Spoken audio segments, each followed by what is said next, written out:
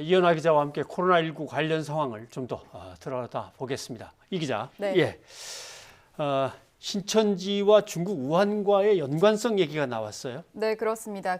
신천지 예수교회가요, 코로나19 최초 발생 지역인 중국의 후베이성 우한에 사무소가 있었던 것이 확인이 됐습니다. 네. 신천지 과천본부 관계자가 오늘 오후 YTN과의 통화에서요, 중국 우한에 사무소가 있었다라고 밝혔습니다. 다만 이 포교가 금지된 중국 상황 때문에 지금은 없어졌다고 말을 했습니다. 관련해서 사실 과거 중국 매체 보도도 있었는데요. 지난해 8월에는 중국 매체 보금시보에서 우한의 신천지 관련된 보도를 한 바 있습니다. 그 내용 좀 간략히 말씀드리면 우한 한 교회에서 이제 신천지 교인이 발견됐고 새로운 신자들 사이에 신분을 숨기고 신천지 포교를 하려는 신자들이 섞여 들어왔다 등의 내용이 담겨 있는데요. 이에 대해서 신천지 측은 사실 무근이다 이렇게 입장을 밝힌 상황입니다. 신천지의 공식 홈페이지에도 관련 내용이 있었다가 사라졌다고 들었습니다. 네, 그렇습니다. 신천지 예수교회 측이 이제 최근에 공식 홈페이지에서 중국 교회 설립 등 해외 활동 기록을 대부분 삭제한 것이 확인이 되는데요. 이 삭제된 내용에는 신천지가 지난 2017년에 중국 남경교회와 시번교회 그리고 몽골교회를 설립한 기록, 또 우한 쪽 소식 등이 포함이 돼 있습니다. 현재 코로나19 발원지 중국 후베이성 우한시는 도시 전체가 봉쇄가 된 상황인데요. 후베이성에서만 좀 집계된 기준을 보면 어제 기준 WHO 세계보건기구 집계로 봤을 때 6만 2천여 명의 확진자가 나왔고요. 이 가운데 2,029명이 숨진 상황입니다. 만약에 이 신천지가 우한시에 교회를 설립하고 포교 활동을 해온 것이 사실이라면 이번 코로나19 사태와의 밀접한 관련성을 배제할 수 없어 보이는데요. 이와 관련해서 정은경 중앙방역대책본부장도 신천지 교회가 후베이성과 어떤 교류가 있었는지에 대해서 좀 조사하고 있다 밝혔는데요. 관련해서 직접 들어보시겠습니다. 특히 감염원 발병 지역으로 분류되고 있는 후베이성이나 이런 데에 어떤 교류가 있었는지에 대해서는 계속 조사를 진행하고 있습니다. 파악해서 말씀드리도록 하겠습니다. 네. 네. 현재 코로나19 이제 확진된 환자들의 리스트를 쭉 보면 결국 신천지 쪽 교인들이 절반이 넘는 거죠. 그렇습니다. 정확한 규모를 좀 그래픽을 보면서 설명을 드릴까 하는데요. 네. 현재 코로나19 확진자는 오늘 오후 7시 기준으로 봤을 때 204명인데요. 204명 가운데서 신천지와 관련된 확진자가 이제 40여 명이 추가되면서 모두 144명으로 늘었습니다. 그러니까 이제 3분의 2 이상을 차지하는 수준인데요.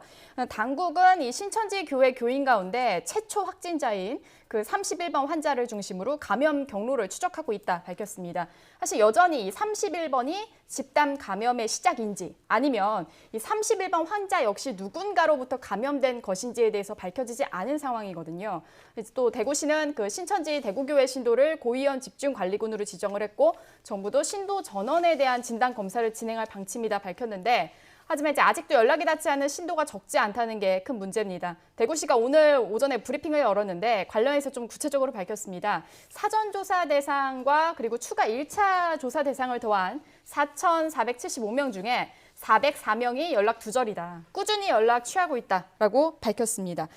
상황이 이렇다 보니까 일각에서는요, 신천지교회 신도 명단 전체를 강제로라도 확보를 해서 중국 출입국 기록이나 개인별 동선 기록 등을 조사해야 한다는 목소리가 높습니다. 그러니까 이제 단순히 신천지 측이 제공하는 정보에만 이제 의존을 할 경우에는 역학조사와 조치가 너무 느려서 골든타임을 놓칠 수 있다 지적입니다. 네. 네. 막 들어온 속보가 있죠? 네, 저희가 좀 먼저 속보가 들어와서 전해드리도록 하겠습니다. 부산에서도 코로나19 확진자가 처음으로 발생을 했는데요. 2명이 확진 판정을 받았습니다. 한 명은 50대 여성으로 알려졌고요. 또 한 명은 19세 남성으로 알려졌습니다. 이렇게 부산에서도 처음으로 확진자가 발생했고요. 조금 전에 저희가 속보로도 전해드렸는데 이 경북 청도의 대남병원에서 부산으로 이송하던 환자는 사망했다는 소식이 들어와 있거든요. 두 번째 사망자. 네, 예. 관련해서 오늘 대구 경북 청도 지역이 감염병 특별관리지역으로 선포가 됐습니다. 문제가 아주 심각해 보이는데 어떻습니까? 그렇습니다. 사실 이 청도 자체가 상황이 심상치가 않아 보입니다. 네. 이곳에서만 확진자 16명이 나왔는데 하루 만에 이제 확진자 15명이 발생을 했고 확진자 중에 첫 사망자가 나온 곳이기도 합니다. 문제는 확진자가 더 추가될 가능성이 높다는 부분인데요. 이달 초부터 다수 입원 환자들에게서 이제 원인을 알 수 없는 고열 증상이 있었다는 병원 관계자의 주장도 제기가 되고 있습니다. 있습니다. 현재 이 당국은요, 병원 폐쇄와 직원 환자 600여 명에 대한 전수 검사를 진행하고 있는데 신천지 이만희 총회장 친형의 장례식이 또 그 청도 대남병원 장례식장에서 열린 부분도 좀 주목을 할 부분이다라는 게 새롭게 나오고 있습니다. 예. 장례식 일정이 지난달 31일부터 2월 2일까지였는데요. 현재 SNS와 인터넷 등을 중심으로 당시 장례식장에 국내 신천지 교인들은 물론 중국에서도 교인들이 대거 참석했다는 정확히 확인되지 않은 주장까지 지금 퍼지고 있습니다. 네. 네. 이에 따라서 그 당시에 장례식장에 누가 참석을 했는지 철저한 조사가 필요하다 이런 지적이 커지고 있습니다.